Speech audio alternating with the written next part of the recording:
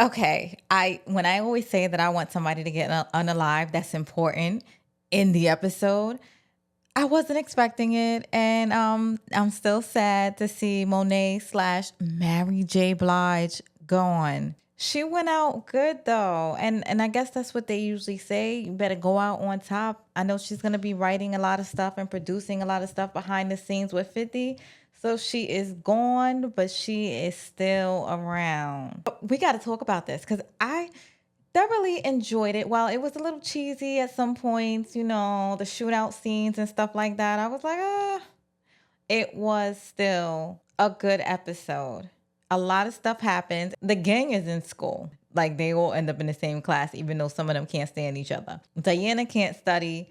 Effie, she gets approved to go study and do what she wanted to do out of state. So she's excited. And Tyreek just trying to get his school on. Meanwhile, the wedding is being prepared. Noma is getting ready to marry Kane. I'm like, damn, this is very weird. The likelihood that this chick couldn't find no one else baffles me. Remember when we last left off, Carter and Noma found out that Tyreek and Monet tried to set them up. So right out the gate, Carter's calling Tyreek, yo, I need you to do something for me in Staten Island. And I'm not thinking nothing of it. I'm just like, oh, he got something to do. Carter's like, you picked up my phone. And it's funny because usually everybody be ignoring his phone call. So I'm like, oh, Tyreek answered. But at the same time, Drew later on finds out that Carter sent Tyreek on a mission to Staten Island. And he's like, oh, man, he's trying to take my spot. I'm like, dude, find out what it is. Figure it out first. Like, why are we fighting for Carter's attention? He is not a good person. But Drew likes not a good person, Carter. Yo, when I see the way Kane looks at Anu, I'm like, it's a lot of lust in his eyes. I don't know if y'all see that or I feel it. It's a lot of tension and lust. And it's like a little like flirty eye stuff going on between these two. It's awkward though, because he's marrying Mama. And they are preparing for a family dinner. And I'm like, who invited those ninja Tejadas to the family dinner? They can't stand each other and they just have no etiquette and no home training. Like, we could do without the family dinners. Maybe it's like they always trying to top the family dinner, but that discussion was like awkward, cringy, and like disgusting. And I'm tired of everybody trying to demean Kane. Like, why can't y'all just let the brother relax and celebrate him or something? I mean, I know it's fake, but still, y'all don't got to sit there. The one good comment he got was, oh, nice house. And he's like, yes. Oh, it's not your house, Monet. I gave them permission. I'm like, dudes, chill. Like, we not ego testing. Just damn, let him breathe. He about to be out of Monet's shadows now. Oh, I am so foul sometimes. For whatever reason, Anya and Diana was just going at it. And it's not like Anya even knew that Diana was carrying Tyreek's baby. I wonder what would happen when she finds that out. Because she don't like Diana already. Because when her mother told her to go wash the dishes, she said, don't we have the hired help for that? Pointing to Diana. I'm like, oh, nasty. So Kane and his siblings go to an after party to celebrate. And, the bachelor party, strippers going everywhere, money flying everywhere. Let's talk about Kane's cousin. I do not like him. He's sitting there ungrateful. All he's saying is, my cousin don't do this, my cousin do that. Those people you gotta watch out for. I'm telling you, they introducing all these people. We are gonna get a Kane spinoff. I don't care what y'all say, it's coming. I see it clear as day. In the middle of the bachelor's party, Effie walks in and she wants to speak to Kane. So they talking and stuff like that. After they throw their little jabs at each other. And she's like, can I speak to you for a second? And I'm like, oh, they really got to speak? They don't got to speak. I don't think I've ever seen her come to Kane like, I got to have it.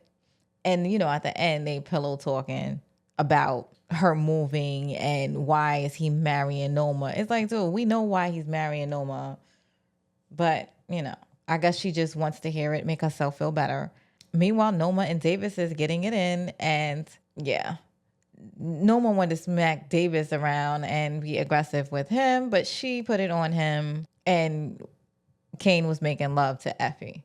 So that was going on. So Monet's in Staten Island, Tyreek's in Staten Island, and the Russians are in Staten Island. They realize it's a setup, but Thank God Drew and Diana overheard that Monet was going to Staten Island and something just seemed off about the situation. So they came and they saved the day. So now Monet is talking about, let's play like we're unalived since that's what they wanted. After the attempt on Tyreek and Monet's life, Tyreek is in the warehouse upset and he's complaining to Davis. Yo, Davis, I can't believe they're trying me. I unalive people, all this stuff. And I'm like, okay, Tyreek, calm down. But you have not been acting like the apex predator this whole season. And Davis is like nobody want to hear all that. Just keep that mess inside and get your plan together. Meanwhile, Monet's sitting there at home and she's like, listen, kids, are we in together? So I guess once again, Drew, Diana, and Monet is a family again, and they are going to take Noma and Carter out. So they go to Tyreek, of course, to devise a plan. And honestly, it was pretty good for Drew to mention confessions because that would be the time to get Carter.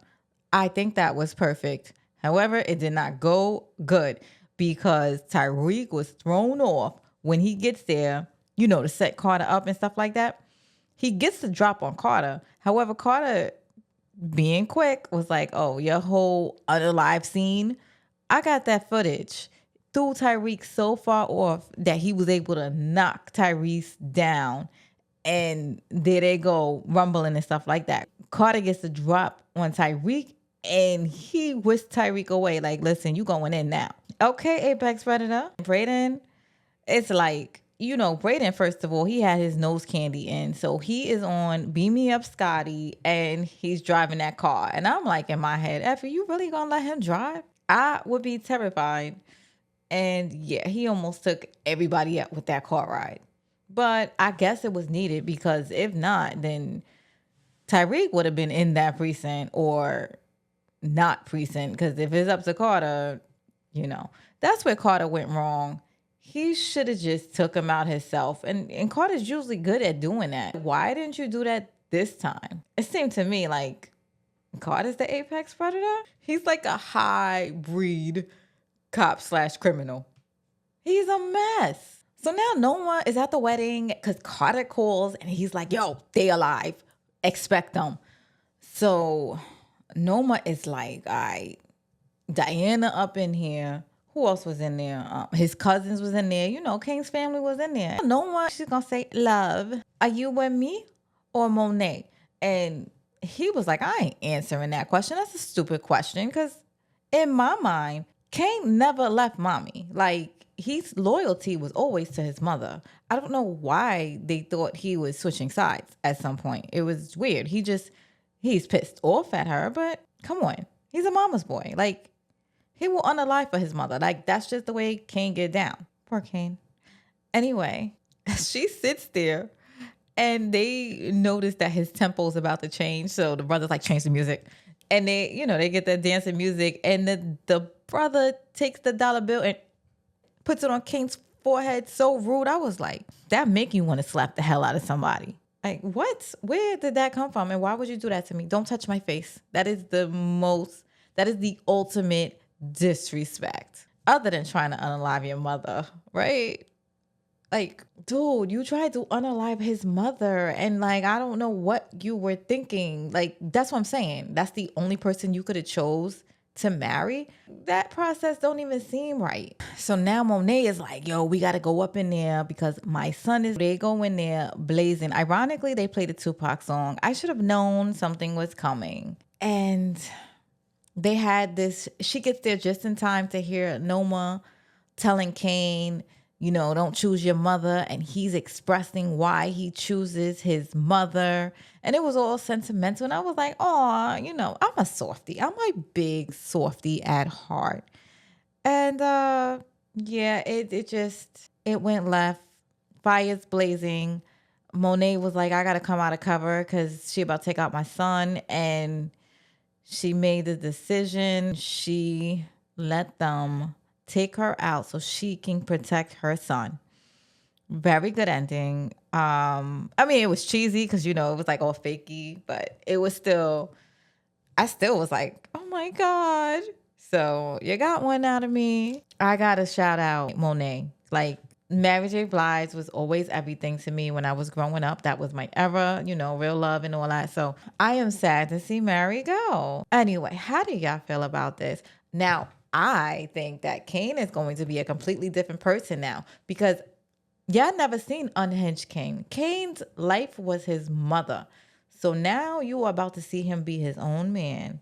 And that's why I'm telling you, Kane is getting the spinoff. Oh, not to mention, all right, I'm gonna do another video about this because I got some theories going on. And rock with me, y'all. See y'all later.